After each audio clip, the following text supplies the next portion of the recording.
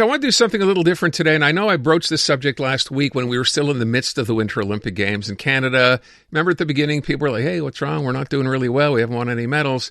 Fast forward, of course, by the end of it, we had won a gold medal in curling. We, of course, have a silver in hockey, both men's and women's, but still underperformed for what many thought would be an Olympics we would do better, right?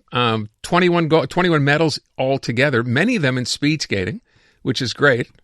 But then what happened was, and I asked the question at the time, because when people complained about, hey, how come Canada's not doing better? And my answer was, because we don't fund our athletes the way we should be. And many of you agreed, by the way, when I said, should we be doing a better job of this, right?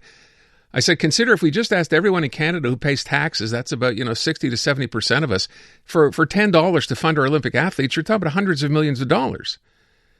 But some of you said, no, I don't think I want to, and that's always kind of the go-to, right? The standard answer. I don't want my tax dollars going to anything else. Fix the roads.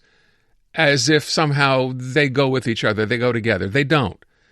So then I'm reading this thing, and this is why I bring it up today, because there is a column that was in La Presse written by an Olympian, a Quebecer. Laurent Dubreuil is an Olympic speed skater who won a bronze, by the way, a medal winner in the 500-meter long track skating event. And basically, here is an Olympian, right, representing our country, and penned a piece that basically says the same thing I'm saying, which is, hey, you want results, we need to do a better job of providing for our amateur athletes. Laurent Dubreuil is on the line. Laurent, thanks so much for coming on. I appreciate it. Hey, thank you, Aaron. First of all, where are you today? You're in Europe somewhere?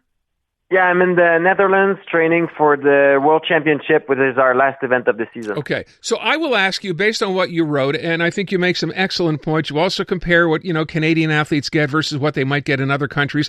Why did you think this was important to actually go ahead and write this? What brought this up?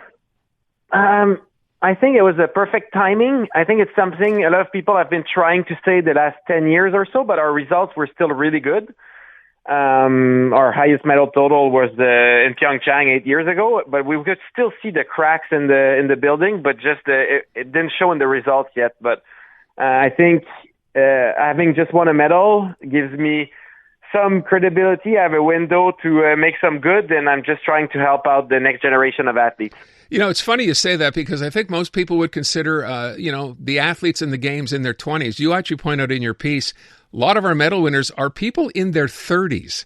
So dealing with that, the next Winter Games are 4 years away. Many of these people perhaps won't be there or choose to not compete. Why do you think where are we failing with young people getting involved? I think the funding has just slightly been going down year after year, and the cost of everything is going up, as many people know. And the amount of dollar we get, we can't stretch it as much for the sports federation. And I think it was easier. We had more support. I certainly had more support 10, 15 years ago than now. Even though I'm an Olympic medalist, I had more support in a way when I was 18 and coming up on the team in 2010, 2011. And why do you think that is? I mean, if you try to rationalize why that happened, what's the answer? I don't know. I think we just don't fund sport enough in general. I think we like to say that we're proud of the athletes, and I think people at home are proud of the athletes. But as a country, I think if we're really proud, we need to act appropriately and just show it in a meaningful way and not just words. The other thing we need to do, of course, is compare. Canada is a country of roughly 40 million. I think by now most people, even if you're not a big Olympic fan, realize the country that ended up winning the most medals at this Games is Norway. That's a country of less than 6 million people. So clearly they're doing something right and we're doing something wrong. Is it only about money here, Laurent, as far as you're concerned? What else should be happening? I think it's a culture thing a lot. I think for me, this is why I think Olympics are important. I think it's a good way to unify a country, a good way to motivate kids into sports, whatever sport that may be. Each of us at the Olympics, we've had to do interviews, and a question that often comes up is like, what did you, or when did you want to become an Olympian? When did you start dreaming about going to the Olympics? And for a lot of us, it's an Olympic athlete winning a medal 20, 30 years ago, depending on our age. And my goal in trying to make people get more funding in sport is not necessarily to get more Olympic medals, is to keep giving kids those models, those role models that will drive them to sign up for a sport. Yeah. I think it's crucial. I think the people are less and less active in society in many countries, especially that's very true for Canada. And I think it's very important to try to get kids moving again. I will point out, by the way, for people, just as a point of information, we have a program, had a program in Canada, On the Podium, which started just before the Winter Games, right in Vancouver in 2010.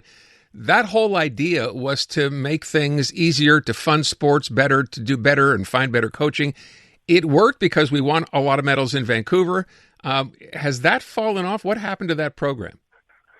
On the Podium basically gives money to sports depending on how many medals they expect them to win. So some sports get a lot of money, some sports get absolutely zero. So for us in skating, we win a lot of medals, as you said. 10 or like 5 in long track, 5 in short track. So 10 of our 21 medals were from the Speed Skating Federation. So we're one of the richest federation, but I still have to pay for my World Championship right now. I'm not funded for it. I have to pay for my flights, hotel, food, everything. Don't even have a coach with me right now to train for the World Championship, which is crazy because we're actually one of the rich sports. If you go to alpine skiing, cross-country skiing, sports like this, a World Cup season can set you back 30, 40, 50 grand. Wait, I did not understand that. You're now going to compete in the World Championship. You have to pay your own freight to get there? Yes, absolutely. And that's so does Valérie Malte, who was our flag bearer and won 3 medals at the Olympics. And so basically I stayed in Europe to avoid paying for a flight, but she went back home after the games and she had to buy a flight, book her hotel, everything. That's basically once the Olympics are over, it's like you're on your own. And thanks for the medals, but I don't know. We don't care about you anymore. It seems like. Wow. By the way, I will point out, and I brought this up when I raised this last week. We also hear, even when you do win a gold medal in Canada, I thought the number was 20. Is it $25,000 you get for a gold medal? 20 or 25. Okay. I know it's 10 for bronze. A taxable 10 grand. So I don't think there's a lot in the end. Yes, it's no, this it's one is not. taxable, unfortunately. Yeah. Oh, wow. Okay. I hope this gets a few people to realize, you know what, we need to do a better job. That's ridiculous. A, that it's taxable, and B, that you now have to pay. If you want to compete at this level internationally, you have to pay for your own flight. You said you don't even have a coach with you. When I brought this up last week, someone else said, you know what, one of the things we need to do too is retain our coaches. Too many of them who were talented, good coaches, end up being recruited by other countries and do well there. That's another problem.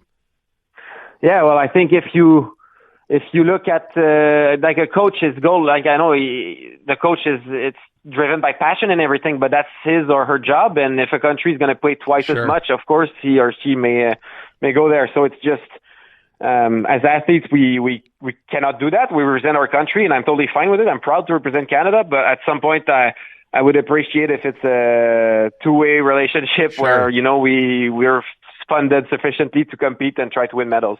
Just one last question because I got to go. I mean, based on what you just said, and I appreciate you're going to compete in the World Championships, are you reaching the point where you're saying, you know what, enough is enough, and it's be time pretty soon to call it a day if we don't get more support? Not for me personally. I think it's just hard for athletes to do that, even though we should in a way, because at some point enough is enough, but it's our passion, it's our lifelong dream. And I think people driven by passion will always find a way to keep going. And that's our strength as athletes, but it's probably a weakness in negotiations, unfortunately. Yeah. But it is what it is. We're really passionate about what we do. And when I stop, it's not because I'm not going to love it anymore. It's just because my body won't be able to do it. Hey, listen, first of all, congratulations. We are all proud of you for winning a medal at the Olympics. And also, I think it's important to note, I would say proud for you pointing out that we could and should be doing better. And I hope that message gets through to Canadians, to our government, and whoever else is responsible for funding these programs. So, Laurent, congrats. Thank you for coming on, and I wish you good luck at the Worlds. Thank you very much. I appreciate it. You bet. I'm Dylan Playfair. And I'm Tyler Smith. We're putting loneliness in the penalty box by talking to some of our favorite athletes about the importance of friendship. This is Bromance. Bromance is brought to you by Charm Diamond Centers, proudly Canadian-owned and operated. Charm has been part of your love stories and bromances for over 50 years. And you can find Bromance on the iHeartRadio network or wherever you get your podcasts.